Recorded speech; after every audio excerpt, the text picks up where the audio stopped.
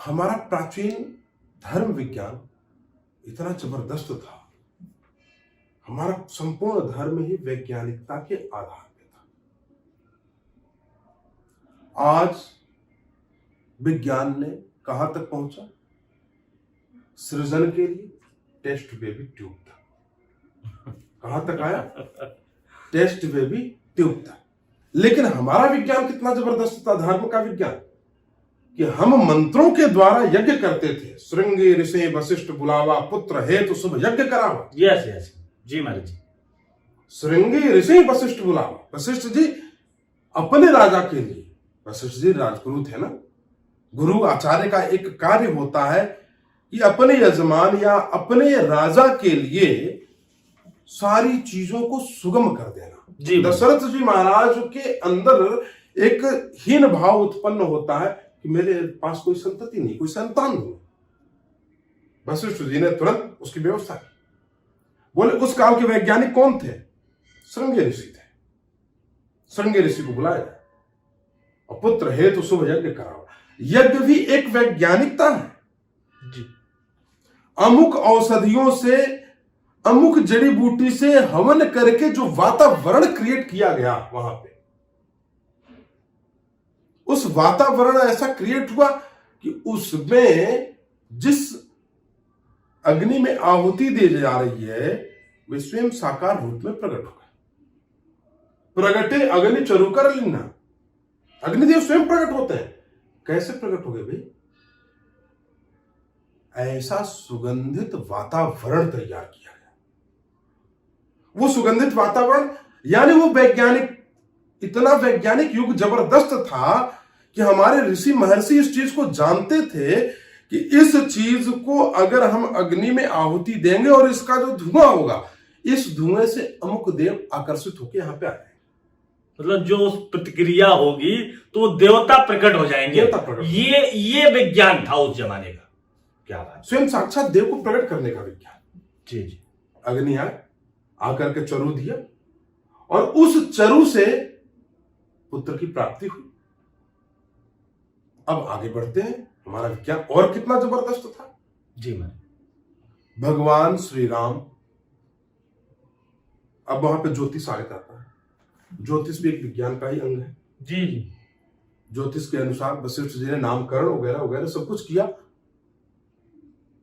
लेकिन विद्या निधि को विद्या दी नहीं। जो विद्या के स्वयं भंडार हो उनको भी विद्या दी जाती है। अब यहां संस्कारों की बात हो जाती है जी। इसमें संस्कार कितने जबरदस्त है। उन संस्कारों के अंदर भी वैज्ञानिकता थी। जो हमारे यहां संस्कार होते थे, गर्भाधान से लेके गर्भाधान, पुंसवन, ये सारी प्रक्रियाएं होते होते अंत्येष्टि संस्कार तक आता था। 16 संस्कारों जी बात। तो गर्भाधान संस्कार भी तो था, जिससे शिशु गर्भ में आए। एक निश्चित सुनिश्चित समय पे गर्भाधान हो ताकि एक सुयोग्य बालक को बनाया जाए। सृजनात्मक बालक पैदा नहीं किए जाते थे, बनाए जाते, तैयार किए जाते थे। राम को पैदा नहीं किया गया, राम को बनाया गया। बिल्कुल। किस प्रकार से हम बनाए अपने बालक को कि ये बालक राम हो जाए। आज भी हम अपने बालक को राम बना सकते हैं, लेकिन उस प्रक्रिया को तो हम अपनाएं। भगवान श्री राम वनगमन करते हैं।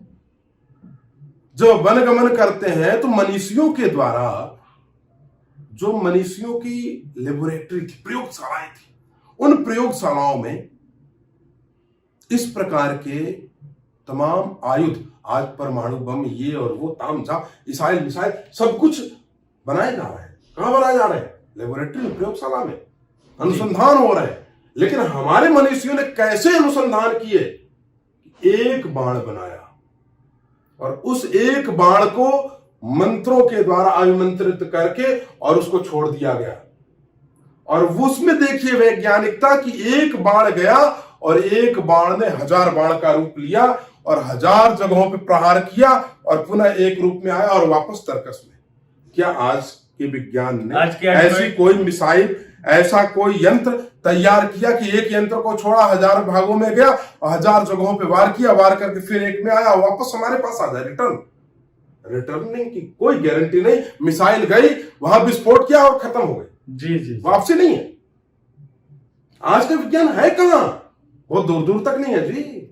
विज्ञान तो है महाराज जी, लेकिन तुलना अगर कंपैरिजन किया जाए तो वो काल से नहीं है। अभी में अंतर बहुत अंतर है जी भाई। पुष्पक विमान थे, आज हम फ्लाइट से जाते हैं जी, ऑल ओवर कंट्रीज दौड़ा करके आते हैं। जी भाई। बट उसके लिए उच्च क्वालिटी का ईंधन चाहिए। यस, जब तक उसके टैंक में ईंधन है तब तक वो चलेगा। अगर ईंधन खत्म हो गया तो बीच समुद्र में गिर जाएगा वो। जी, वो व्यवस्था है की गई। ठीक है? लेकिन राम जी के पास जो पुष्पक विमान था जी, वो भी तो हवा में उड़ता था। उसी पुष्पक विमान को लेकर के रावण आया था सीता हरण के लिए जी। वो कौन सी टेक्नोलॉजी थी? आज तक वो टेक्नोलॉजी हाथे नहीं लगी, किसी को नहीं पता। कहां पता चला भाई? ये अंतर है, बहुत बड़ा अंतर है। यस। तो जो हमारा पुरातन काल था, पुरातन काल में हमारे मनीषियों ने कहा कि पीपल के वृक्ष की पूजा करें, पीपल के वृक्ष में विष्णु भगवान का वास होता है। क्या रीजन था पीपल की पूजा कराने का? क्योंकि पीपल 100% 24 आवर्स ऑक्सीजन छोड़ता है। Yes yes. उस समय ग्लोबल वार्मिंग नहीं थी। मालूम था हमारे पूर्वजों को कि ये सारी चीजें, अगर पूजन का मतलब इसको हमने पूज दिया जी, तो पूज दिया तो इसके ऊपर प्रहार नहीं करेंगे, इसको काटेंगे नहीं, तोड़ेंगे नहीं, इसको खंडित नहीं करेंगे। इस पूजने के बहाने लोग पीपल को काटेंगे नहीं और प्रचुर मात्रा में ऑक्सीजन मिलेगा, जिससे आम जन जीवन स्वस्थ रहेगा। इस पृथ्वी पे मानव जीवन साध्य होगा, असाध्य नहीं रहेगा। जी जी भाई।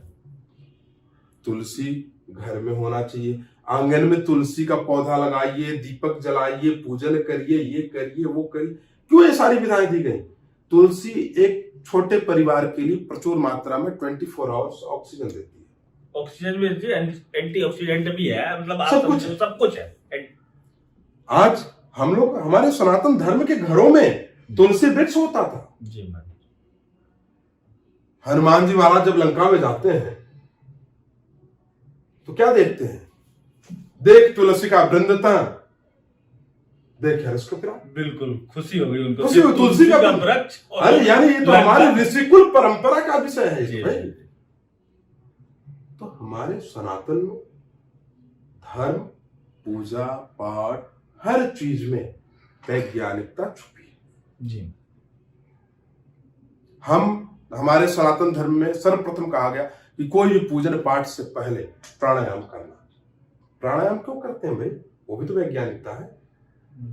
हमारे शरीर के प्रत्येक मांसपेशियों तक ऑक्सीजन पहुंचाने का कार्य प्राणायाम करता है। जी महाराज जी, बहुत बड़ी ताकत है, बहुत बड़ा। बिल्कुल, अगर ऑक्सीजन हमको संपूर्ण ग्रंथियों तक पहुंचाना है तो हमको प्राणायाम करना पड़ेगा। आज हमारे योग के माध्यम से सब कुछ, सारी चीजें हैं।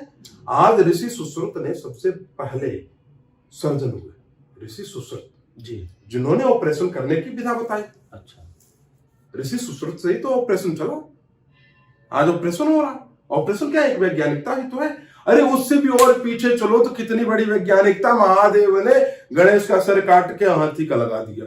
महादेव से बड़ा सर्जन कौन है जी? उनसे बड़ा वैज्ञानिक कौन है? डॉक्टर कौन है? सही कह रहे हैं। कहां मनुष्य और कहां गज, दोनों में अंतर। बहुत बड़ी। आज साइंस के छात्र मेढक पे, इस पे, उस पे, बायोलॉजी वाले जाके जो है शोध करते, छोटे छोटे बच्चे। लेकिन वहां तो कितना बायोलॉजिकल व्यवस्था दे दी गई। कहां गज, हाथी। हाथी का नर्वस सिस्टम अलग है, हम मनुष्यों का नर्वस सिस्टम अलग है। हमारी नली अलग है, हाथी की नली अलग है। जी महाराज। हमारे पाचन तंत्र अलग है, हाथी का पाचन तंत्र अलग है। सारी चीजें तो अलग है। हमारा मस्तिष्क अलग है, उसका मस्तिष्क अलग है। हमारे देखने की क्षमता अलग है, हाथी के देखने की क्षमता। लेकिन उस सारे सिस्टम को लाके जोड़ दिया। कहीं से इफेक्ट हुआ तो पता है, कहीं इफेक्ट नहीं है। आज गणपति बप्पा मोरिया होके सारे महाराष्ट्र, पूरे देश दुनिया में पूजे जा रहे हैं। तो वो वैज्ञानिकता थी। धर्म के साथ हमारा धर्म संपूर्ण विज्ञान से ओतप्रोत है, किंचित मात्र भी संदेह इसमें नहीं है।